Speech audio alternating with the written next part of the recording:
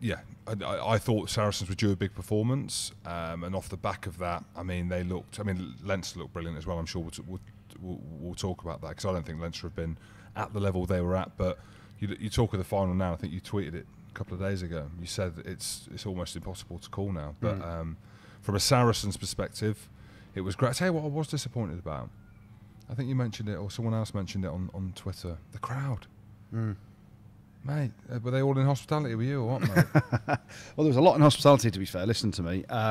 Who was there from hospitality? Wasps or Saracens? Who was there? Anyone and everyone, really. All the Covskins? I did 2 different lounges. But the thing was, so I tweeted about it. So I got to the bottom of finding out how many tickets were sold, etc., etc. How many were sold? Do we know? So I think in the end there was about 16,000 there, of which 14,500 were Munster fans. Is that legit or not? Not far off. The reality is, so Saracens asked for 3,000 tickets to sell to their fans, and they didn't. 3,000 bloody loyal fans. That's all I know, mate. They didn't sell them all.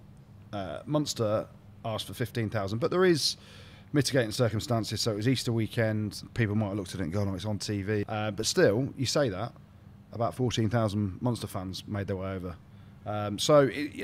There is issues there because. Imagine that many people in the London Stadium. People have said, "Oh, more people would have gone had it been at the London Stadium or at Twickenham." No, it wouldn't, and it would have looked even worse in a much bigger stadium. So it is something that European rugby are going to have to look at. What can they do?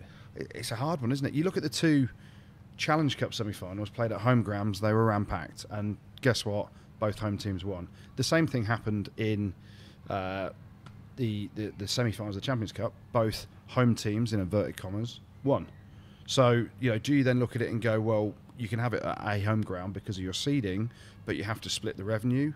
They've picked Coventry because it's a suitably sized stadium, the Ricoh Arena, with 33,000 as a capacity, and however many they sell, I think they got up to about 16,000 in the end.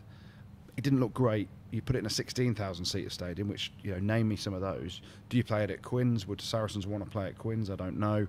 Would Quins want the game there? I don't know.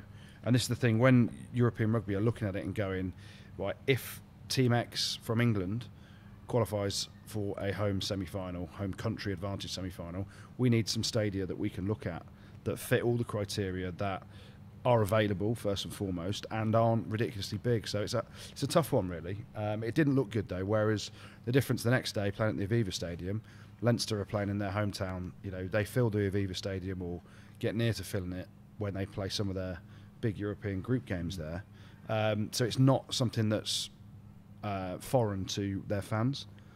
So it's a number of things to look at. I don't know what the right answer is, to be honest. It's one of them where if you're talking about Saracens, one thing they are lacking is that loyal fan base, and there's a number of reasons for that. Demographic of where they play the games in North London. You've obviously got Arsenal, who are a big pull for the majority of that area, and Tottenham. And Tottenham, okay. Well, Arsene Wenger until I die.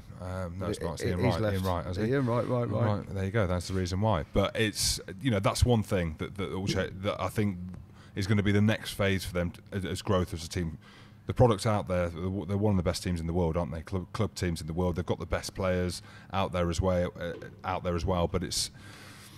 Yeah, I think that was for me. I watched the game and it was, you compare it to the game the next day, which the intensity of the crowd, and you could hear it coming through the TV.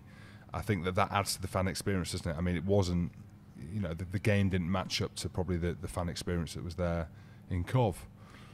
Mainly because the majority of the fans were Munster fans, but on the pitch, Saracens was so dominant. Yeah. And Munster fans couldn't necessarily generate a great atmosphere themselves because Saracens, atmosphere comes with how the game's going, and Saracens are so dominant from, even the first box kick from Ben Spencer. I mean, how well did he play? We haven't even talked about him. Jackson Ray again was phenomenal, but every facet of the game they dominated from minute one. And so the Munster fans, who are brilliant on the road, they're brilliant at home, they create a lot of noise, struggle to create noise because there wasn't much to sing about for them, was there? And I don't mean that in a disrespectful way to Munster. That was just a sign of how dominant Saracens were.